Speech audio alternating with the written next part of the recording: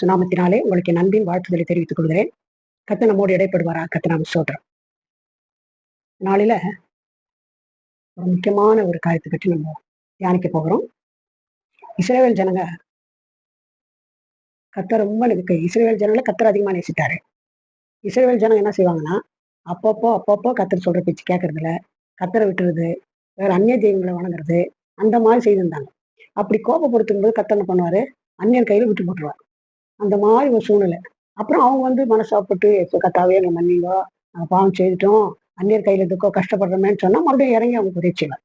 அப்படி செய்யும்போது என்ன நடந்ததுன்னா, இந்த கர்த்தரை பெட்டி எடுத்துன்னு போனாக்கா, உடன்படிக்கை பெட்டி எடுத்துன்னு போனா, ஜெயம் வந்துரும்னு நினைச்சு அதை தூக்கின்னு போனாங்க. அதை தூக்கின்னு போன நேரத்துல என்ன ஆயிடுச்சுன்னா, அதை அவங்க பிடிச்சிட்டாங்க. எதிரிங்க பெலிஸ்தர்.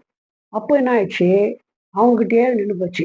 அவங்க கிட்ட போனது அவங்க என்ன நினைச்சாங்க, இது வந்தா நம்மளுக்கு ஜெயம் வரும்னு நினைச்சாங்க. கடைசியில் என்ன ஆயிடுச்சுன்னா, அவங்களுக்கு பயங்கரமா பனிஷ்மெண்ட் வந்துச்சு பெலிஸ்தருக்கு. பயங்கரமா எடுத்துன்னு போய் அவங்க விக்கிரக ஆராதனை அந்த இடத்துல வச்சு அது அப்படியே சிலை விழுந்துருச்சு. கண்ணு கழுத்து ஒரு தடவை, கால் ஒரு தடவை ஒஞ்சி போயிடுச்சு. அப்புறம் எடுத்துன்னு போனா அப்புறமா எல்லாருக்கும் வியாதி வந்துச்சு. ஒரே பயங்கரமான வியாதி வந்து ரொம்ப கஷ்டப்பட்டாங்க. அப்புறம் கொண்டாந்து ரிட்டர்ன் பண்ணிட்டாங்க. எடுத்துன்னு போங்க பெட்டி, எங்களால முடியாதுன்னு. அந்த பெட்டி எடுத்துன்னு போய் என்ன பண்ணாங்கன்னா, கீரியாத்யாரீம்ல எடுத்து போய் வச்சுட்டாங்க. ரொம்ப நாள், ரொம்ப அதிகமான 20 வருஷம் வரும் அங்கேயே இருந்துச்சு. அப்போ என்ன பண்ணாங்க, இந்த பெட்டி இருந்தா கர்த்தருடைய பிரசன்னம் இருந்த மாதிரி. ஜனங்க என்ன பண்ணாங்க, அழ ஆரம்பிச்சிட்டாங்க. ஐயோ தேவ பெட்டி அங்க இருக்குதே. இவங்க என்ன பண்ணிருக்கலாம், ஒரு ஆசாரியனை கூட்டிட்டு வந்து வச்சு பலி செலுத்தி கர்த்தரை ஆராதிச்சிருந்தா பரவாயில்ல. சும்மா அழுகுறாங்க வழியே அது அங்கேயே இருக்குதுங்க. அப்படி இருந்தப்போ அப்பதான் சாமுவேல் தீர்க்கதரிசி வந்தார். இந்த சாமுவேல் தீர்க்கதரிசி ரொம்ப உண்மையான தீர்க்கதரிசி, ரொம்ப கர்த்தருக்கு பயந்த ஒரு தீர்க்கதரிசி. அவர் நியாயாதிபதி தீர்க்கதரிசியா இருந்தார். அவர் வந்தப்போ இவங்க ரொம்ப அழுகுறாங்க. அப்போ அவர் சொல்றாரு, இல்ல இல்ல நீங்க அழுதா பிரயோஜனம் இல்லை, நீங்க ஒண்ணு செய்யணும்ன்றார். அது என்ன செய்யணும்ன்றாருன்னா, நீங்க உங்களிடத்தில் இருக்க அந்நிய விக்கிரகங்கள்லாம் தூக்கி எறியணும். அப்பதான் உங்களுக்கு கர்த்தர் ஜெயம் கொடுப்பாருன்னு சொன்னார். அப்போ அவங்க என்ன செய்ய நடந்துச்சுனாக்கா, இவ்வளோ பிரச்சனை, இவ்வளோ வேதனை, எங்களுக்கு எவ்வளோ கவலைன்னு அழுவும் போது நீங்க ஒண்ணு செய்யணும். உங்க இருதயத்துள்ள அஸ்தரோத்தங்களை என்ன பண்ண விலக்கி முழு இருதயத்தோட கர்த்தரை சேவிக்கணும். அஸ்தரோத்தனா நம்ம கர்த்தரை தேடணும்னு சொன்னா நம்ம ஒரு காரியம் செய்யணும். அது என்ன செய்யணும்னா, கர்த்தருக்கு பிரியம் இல்லாத காரியங்கள் எல்லாம் விக்கிரகத்தை போல காரியங்களை எடுத்து போகணும். ஒருவேளை நம்ம விக்கிரகம் வணங்க மாட்டோம், விக்கிரகம் வணங்குறது இல்லை. அப்போ விக்கிரகம் வணங்கலாம் என்னானாக்கா, நம்ம நம்ம பிள்ளைகளை விக்கிரகம் மாதிரி ஒரு தெய்வம் மாதிரி வச்சுக்குவாங்க சிலர். பிள்ளைங்களே தான், பிள்ளைங்கள்லாம் நாங்க இருக்க முடியாது, பிள்ளைங்களை விக்கிரகமாக்கிறது.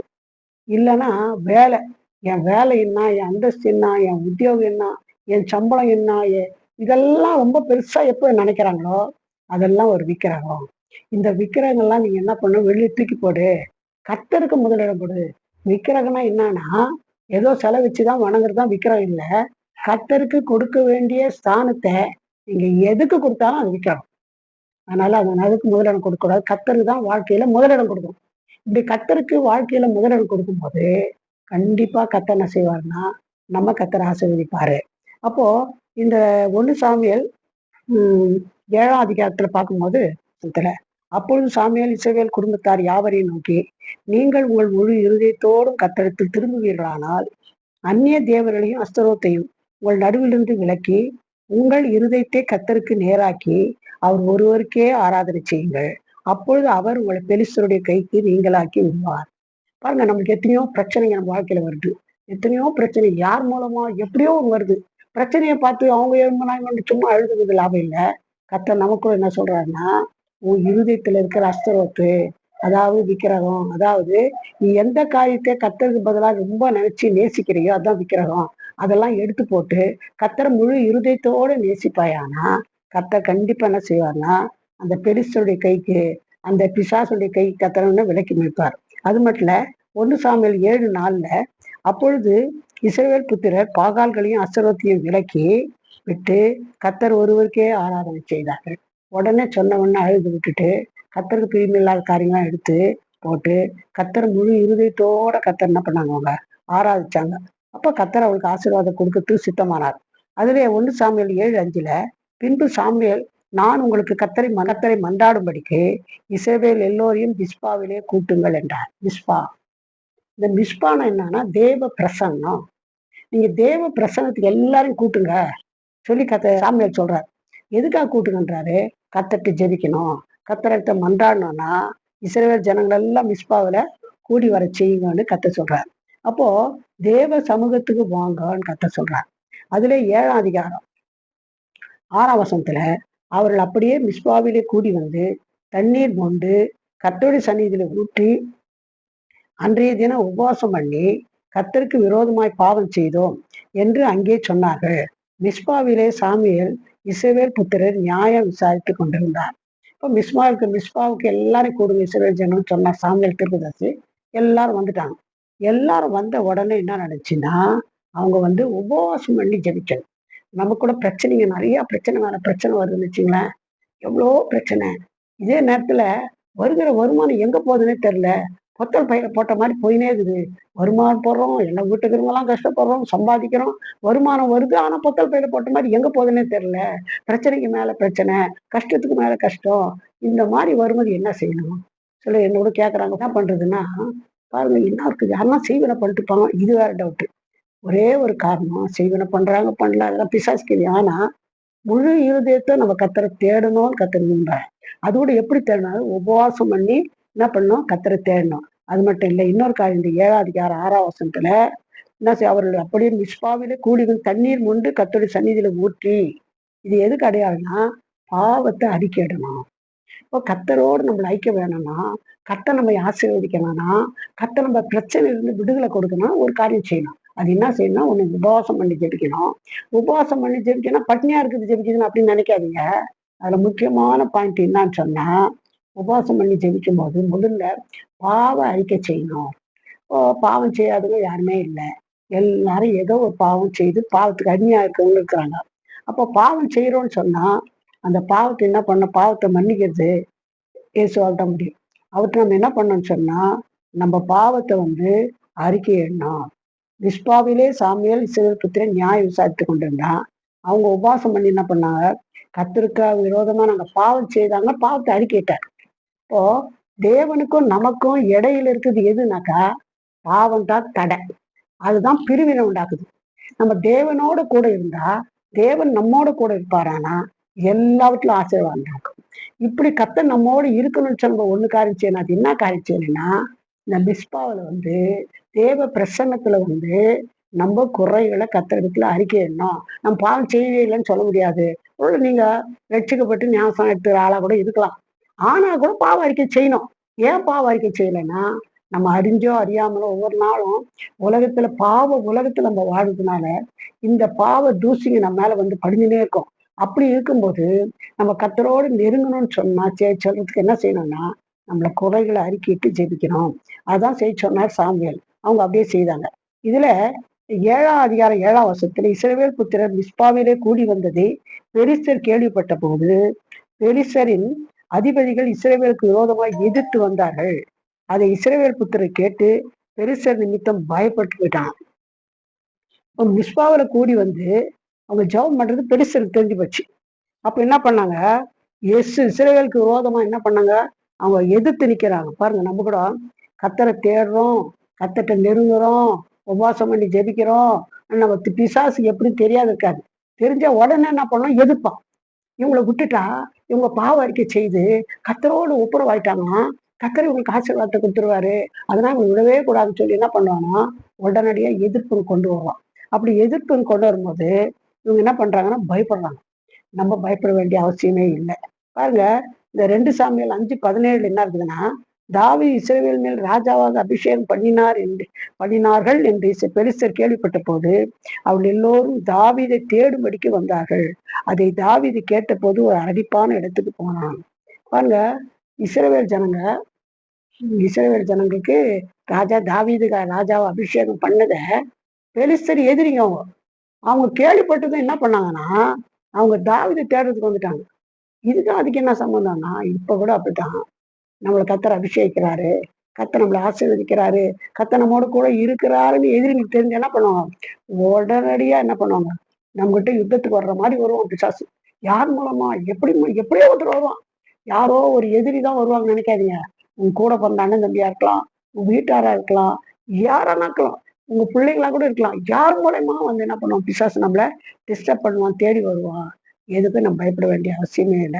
நம்ம செய்ய வேண்டியது என்னன்னா, கர்த்தருடைய பிரசன்னத்துக்கு மிஸ்பாவுக்கு வந்து நம்மள உபவாசம் பண்ணி, கர்த்தரிடத்துல குறைகள அறிக்கையிட்டு நம்ம ஜெபிக்கணும்னு கர்த்தர் விரும்புறார். அடுத்தபடியா நம்ம பார்க்கும்போது, அதாவது கர்த்தர தேடும்போது, உபாசிக்கும்போது, ஜெபிக்கும்போது, சத்துரு கண்டிப்பா என்ன பண்ணுவான்? எதிரிட்டு நமக்கு விரோதமா வருவான். அப்போ மிஸ்பாவுல இருக்கிறோம்னு சொன்னாலே பிசாசுக்கு எரிச்சல் தான். நம்ம பார்த்த மாரி, தாவீது அபிஷேகம் பண்ணாங்கன்னு சொன்ன உடனே, அந்த பெலிஸ்தேன் வந்துட்டாராம். யார? தாவீத. இப்போ இந்த எரிச்சலுக்கு, இந்த பிசாசின் காரியத்துக்கு நம்ம பயப்பட வேண்டிய அவசியமே இல்ல. இப்போ 1 சாமுவேல் 7ஆம் அதிகாரம் 8ஆம் வசனத்துல, இஸ்ரவேலை நோக்கி, நம்முடைய தேவனாய் கர்த்தர் எங்களை பெலிஸ்தரின் கைக்கு நீங்களாக்கி ரட்சிக்கும்படிக்கு, எங்களுக்காக அவர் நோக்கி ஓயாமல் வேண்டிக் கொள்ளுங்கள் என்றார். யார் சொல்றது? இஸ்ரவேல் ஜனங்க. யார்ட்ட சொல்றாங்கன்னா, இந்த பெலிஸ்தர்லாம் எங்களுக்கு விரோதமா வராங்க. எங்களுக்காக ஓயாம ஜெபம் பண்ணுங்க. யார கேட்கறாங்க? சாமுவேல் தீர்க்கதரிசிய கேட்கறாங்க. பாருங்க, நம்ம கூட போய் யாருன்னா ஊழியக்கார புடிச்சுக்கின்னு, எங்களுக்கு ஓயாம ஜெபம் பண்ணுங்க. எங்களுக்கு உபவாசம் போட்டு ஜெபம் பண்ணுங்க. நம்மள போல மனுஷன் தான் ஊழியக்காரன். ஆனா, அவங்கள ஓயாம ஜெபம் பண்ணுங்க நம்ம கேட்கறத காட்டிலும், நம்ம என்ன செய்யணும்? நம்ம ஓயாம கர்த்தரை நோக்கி வேண்டிக் கொள்ளணும். பாருங்க, அப்போஸ்தலர் 12ஆம் அதிகாரம் 5ஆம் வசனத்துல, அப்படியே பேதுரு சிறைச்சாலையிலே காக்கப்பட்டிருக்கையில், சபையார் அவனுக்காக தேவனை நோக்கி ஊக்கத்தோட ஜெபம் பண்ணினார். ஊழியக்காரியா என்ன பண்ணிட்டுக்கிறாங்க? பேதுருவைய சிறைச்சாலையில அடைச்சுட்டுக்கிறாங்க. இன்னொரு சீஷனை தலை தூக்கிட்டாங்க. அந்த ஏரோது. அடுத்த நாளு இந்த பேதுரு தலை கூட தூக்கணும்னு அவன ஜெயில்ல வச்சுட்டுக்கிறாங்க. ஆனா, அவனுக்காக வேண்டி அந்த இஸ்ரவேல் ஜனங்க, கர்த்தர் பிள்ளைங்கள்லாம் ஒரு வீட்ல கூடி, மார்க்கன்றவங்க அம்மா வீட்ல கூடி, ஊக்கத்தோட ஜெபம் பண்ணாங்க. அவங்க ஊக்கத்தோட ஜெபம் பண்ண காரணத்தினால என்ன ஆச்சுன்னா, கர்த்தர் ஒரு தூதனை அனுப்பி வைத்து, எல்லாம் கதவெல்லாம் பூட்டிட்டுருக்காங்க. மொத்த கதவும் பூட்டிக்குது. கம்ப்ளீட் பெரிய பெரிய இரும்பு டோருங்க. திறக்கலாம் சாவி போடாம திறக்க முடியாது. எல்லாம் பூட்டி வச்சுக்குது. ஆனா ஒரு தூதனை கர்த்தர் அனுப்பிச்சு வச்சாரு. காரணம், சில ஜனங்க ஊக்கத்தோட ஜெபம் பண்ணாங்க. அந்த தூதன் வந்தது என்னன்னா, மட மட மட மடன்னு எல்லா கதவுகளும் திறந்துச்சு. கதவு திறந்ததும் தெரியல, பூட்டு திறந்ததும் தெரியல. அந்த இரும்பு டோர் ஒண்ணுமே தெரியல. எல்லாம் அங்கதான் இருக்கிறாங்க. காவல் காவலர் உட்கார்ந்தாங்க. ஒண்ணும் நடக்கல. ஒரு நேரா போனான் தூதனு. தூதன் போனது யாருக்குமே தெரியல. போனா பேதுருவ தட்டினாரு. எழுப்பி ஏந்திரி. ஏஞ்சாரு. உன் அறைய கட்டிக்கோன்னாரு. செருப்பு போட்டுக்கோன்னாரு. வா நான் போயின்னுக்கிறேன். தூதன் இவரு பின்னால போயினே இருக்கிறார். நேரா இவரு கனவு கண்டோம், தரிசனம் கண்டோம் நினைச்சுங்கிறாரு. யார்? பேதுரு. ஆனா தூதன் மேலுமே வந்து, அவர் போக போக இரும்பு கதவு திறக்க திறக்க நேரம் நடு ரோட்டுக்கே போயிட்டாங்க. அங்க வந்த பிறகுதான் எங்க இருக்கிறான்னு அவருக்கு தெரிஞ்சுது. அவர் விட்டுட்டு போயிட்டார் தூதன். பாருங்க, அந்த மாரி ஒரு விடுதலை கிடைச்சுச்சுன்னா, காரணம் கர்த்தரை நோக்கி அவங்க ஊக்கத்தோட ஜெபம் பண்ணாங்க. அப்ப நம்ம என்ன செய்யணும்னா, கர்த்தரை நோக்கி பேதுருக்காக ஜனங்கள் ஊக்கத்தோடு ஜெபித்தது போல, நம்ம என்னப்பா அடிக்கடி ஜெபிக்கணும்னு கர்த்தர் விரும்புறார். நம்ம போய் ஊழியக்காரர் நீங்க ஓயாம ஜெபம் பண்ணுங்க அப்படி கேட்கறது பெருசு இல்ல. நம்ம ஜெபிக்கணும். இது கர்த்தர் நம்மிடத்துல எதிர்பார்க்கிறார். பாருங்க, ரோமர் 12ஆம் அதிகாரம் 1ஆம் வசனத்தை நம்ம பார்த்த சகோதரரே, நீங்கள் உங்கள் சரீரங்களை பரிசுத்தமும் தேவனுக்கு பிரியமான ஜீவ பலியாக ஒப்பு கொடுக்க வேண்டும் என்று தேவனுடைய இரக்கங்களை முன்னிட்டு உங்களை வேண்டிக் கொள்கிறேன். இதுவே நீங்கள் செய்யத்தக்க புத்தியுள்ள ஆராதனை. நம்ம என்ன செய்யணும்னா, கர்த்தர்ட்ட வர்றது மட்டும் இல்ல, சரி உபவாசம் பண்றது மட்டும் இல்ல, குறைகளை அறிக்கிறது மட்டும் இல்ல, நம்ம என்ன செய்யணும்னா, நம்மையே ஜீவ பலியா ஒப்புக்கணும். அது நான் ஜீவ பலி எப்படி ஒப்பிடுதுன்னா, உன் கைகள்ல ஆண்டவருடைய கைகளை உனக்கு ஒப்பு கொடுக்குறேன். இந்த கையை உன் பிரியமில்லாத நான் ஒண்ணுமே செய்ய மாட்டேன். இந்த கண்ணு உங்க பிரியமில்லாத நான் பார்க்க மாட்டேன். காதுல உங்க பிரியமா கேட்க மாட்டேன். உங்க பிரியமில்லாத பேச மாட்டேன். பிரியமில்லாத இடத்துக்கு மாட்டேன். சொல்லிட்டு நம்ம அவயவங்கள் எல்லாம் என்ன பண்ண ஜீவ பலியா ஒப்பு கொடுக்கும்போது கர்த்தர் அற்புதம் செய்வார். பாருங்க, சாமுவேல் 7:10 சாமுவேல் சர்வாங்க தகன பலிகளை செலுத்துகையில் பெலிஸ்தர் இஸ்ரவேல் மேல் யுத்தம் பண்ண நெருங்கினார்கள். கர்த்தர் மகா பெரிய இடி முழக்கங்களை பெலிஸ்தர் மேல் வர அந்நாளிலே முழங்க பண்ணி அவர்களை கலங்கடித்ததினால் அவள் இஸ்ரவேலுக்கு முன்பாக பட்டு விழுந்தார்கள். இவர் ஜெபம் பண்றாரு தீர்க்கதரிசி. இவங்க எல்லாம் பாவ அறிக்கை செய்து ஒப்பு கொடுத்து ஜெபம் பண்றாங்க. அப்ப கர்த்தர் என்ன செய்யறான்னா, மகா பெரிய இடி முழக்கம் வருது. பாருங்க எவ்வளவு அற்புதம் செய்யறாரு. அவர் கையில தாங்குது. இடி அவர் கையில தாங்குது. மின்னல் அவர் கையில் தான் இருக்குது. மழை அவர் கை எல்லாம் இயற்கை எல்லாம் அவர் கையில் தான் இருக்குது. இவங்க ஜெபம் பண்ணும்போது இந்த சாமுவேல் தீர்க்கதரிசி ஜெபம் பண்ணும்போது, அந்த பெலிஸ்தர் மேல என்ன ஆச்சான்னா, என் நாளிலேயே முழங்க பண்ணி இடி முழக்கங்களை முழங்க பண்ணி அவளை கலங்கடித்ததினால் அவள் இஸ்ரவேலுக்கு முன்பாக பட்டு விழுந்தாங்க. இதான் பெரிய ஒரு ஜெயத்தை கத்தர் கொடுத்தாங்க. நம்ம கத்தர் நோக்கி பார்க்கும்போது விஸ்வா வரும்போது, விஸ்வால குறைகளை அறிக்கையிடும்போது, உபவாசம் பண்ணி, ஜெபம் பண்ணி, ஓயாமல் ஜெபம் பண்ணி, நம்ம சரீரங்களை ஜீவபலியாய் ஒப்பு கொடுத்து ஜெபிக்கும் போது, கர்த்தர் கண்டிப்பா இடி முழக்கங்களை பெருசு மேல கொண்டு வந்தது போல, நமக்கு விரோதமாய் எழும்புகிற சத்துருக்களை மடங்கடிப்பார். நமக்கு விரோதமாய் எழும்புகிற பிரச்சனைகளை ஒன்றுமில்லாத இல்பொருளாக்குவார். அதனால நீ எதுக்காகவும் கவலைப்படவே படாது. அன்றைக்கு இயேசுவோடு கூட சீசன்லாம் போகும்போது பெரிய காத்து, மழை, புயல் வருது. தண்ணி அப்படியே படகுல முழுகி தண்ணியில அப்படியே படகு முழுகிற மாதிரி இருக்குது. இயேசுவே கத்தா இறங்கும், நாங்க மடிந்து போங்க, இறக்கம் இல்லையா உங்களுக்குன்னு சொல்லி கேட்கறாங்க. அவர் எழுந்துச்சின்னு உட்காந்து எழுந்தாரு. எழுந்து என்ன பண்ணாங்க, காற்றுக்கும் புயலுக்கும் கடலுக்கும் ஒரு கட்டளை கொடுத்தாரு. பட்டு நின்று போச்சு எல்லாமே. மனுஷன் சொன்னா கூட மனுஷன் கேள்வி மாட்டான், அதிகாரி சொன்னா மனுஷன் கீழ்ப்படி மாட்டான். அப்படியே இயேசு சொன்னதும் இயற்கையா அடங்கி போயிடுச்சு. இதை போல உன் வாழ்க்கையில நீ இன்னைக்கு எந்த பிரச்சனை இருந்தாலும் சரி, எந்த கஷ்டம் இன்னைக்கு இல்லைன்னு சொல்லவே முடியாது. பிரச்சனை மேல பிரச்சனை, பாடு மேல பாடு, சோதனை மேல சோதனை வந்துட்டே இருக்குது ஜனங்களுக்கு. இதுக்கெல்லாம் காரணம் பின்னணியில் இருக்க பிசாசு. அவன் இந்த பெருசா மாதிரி அவன் செய்திருக்கான் கிரி. அவன் கிரி செய்த நீ அழுது நிற்காத. நீ கத்துட்டு வா, மிஸ்பாவுக்கு வா, உபவாசம் போடு, நல்ல மனசுக்கு விக்கிறவங்க எல்லாம் கத்துக்கு பிரிமுறைக்காய் எடுத்து போடு, உன் சரீரத்தை ஜீவபலியா ஒப்பு கொடு, ஓயாம அழுது ஜெபம் பண்ணு, கத்தை நோக்கி கெஞ்சு, கத்தர் அற்புதம் செய்வார். கத்தர் மௌனமா இருக்கிற மாதிரி தான் இருந்துச்சு அந்த படகுல. ஆனா அவர் கிரி செய்துனே இருந்தார். எழுந்துச்சு ஒரு வார்த்தை, பி சைலண்ட்னாரு, அமைதலான்னு சொன்னாரு. அப்படியே அடங்கி போச்சு. உன் வாழ்க்கையில இருக்க பிரச்சனை எல்லாம் ஒரே வார்த்தையில் அவரால் எல்லாவற்றையும் அதை பார்க்க முடியும். நீ கவலையும் படாதே, கண்ணீர் விடாத, சும்மா அழுது உட்காராத. அவர்கிட்ட வா, உன் பிரச்சனையை சொல்லு, அவரோடு குறையில அறிக்கிட்டு அவரோடு ஒப்புருவா. கத்தர் அற்புதம் செய்வார். கஷ்டமெல்லாம் மாற்றுவார். கத்தர் பெரிய காரியம் செய்வார். நம்ம ஜெபிக்கலாம். எங்களை நேசிதான பரம்பிதாவே, நல்ல வேலைக்காக நன்றி துதிக்கிறையா, சோத்திருக்கிறையா. இந்த நாளில ஜனங்கள் பெரிய கஷ்டங்கள்ல, பிரச்சனைகள்ல, ஆண்டவரே வேதனைகள்ல மாட்டிக்கொண்டு தவித்து கொண்டிருக்காங்கப்பா. கடன் தொழில மாட்டிக்கொண்டு தவிக்கிறாங்கப்பா. பிரச்சனையில, வேதனையில, கோர்ட்டு கேஸ்ல, பல விதங்கள்ல சூழ்நிலையில கஷ்டப்படுறாங்கப்பா. எல்லாவற்றையும் காண்கிற தேவன் ஆண்டவரே சோத்திருக்கிறையா, ஆண்டவரே சோத்திருக்கிறையா. அவளை எல்லாம் மிஸ்பாக்கு வர சொல்லுகிறீங்கப்பா. மிஸ்பா தேவ பிரசனத்துக்கு ஆண்டவர் சும்மா அழுவாதீங்க. குறைகளை அழிக்கிறதுன்னு சொன்னீங்கப்பா. குறைகளை அறிக்கையிட்டு ஜீவ பலியாய் ஒப்பு கொடுக்கணும். நீங்க அற்புதம் செய்வீங்க. ஓயாமல் செவிங்க, ஓயாமல் கத்தரை வேண்டிக் கொள்ளுன்னு சொல்லும்போது எல்லா பிரச்சனையும் இன்றைக்கே இப்பொழுது விடுவிக்க நீங்க வல்லவரா இருக்கிறதுக்காக சோத்திருக்கிறையா. எந்த நேரத்துல எந்த பிரச்சனை இருந்தாலும் ஜனங்களுக்கு கத்தாது விடுவிக்க மால முடியுமாப்பா சோத்திருக்கிறையா. ஒரு அற்புதம் செய்யுங்க. அந்த எல்லா பாடுகள் இருந்து விடுதலை ஆக்குங்க. ஆண்டவரே நான் மைப்பற்றி கொள்ளுங்கப்பா சோத்திருக்கிறையா. அன்று பேது சிறுசால் இருந்தப்போ விசுவாசிகள் ஊக்கமாய் கூடி ஜெபித்தது போல தனி ஜபம், குடும்ப ஜபம், ஊக்கமா சபை ஜபம் செய்யும்போது பிரச்சனைகளை மீட்டு விட முடியும்.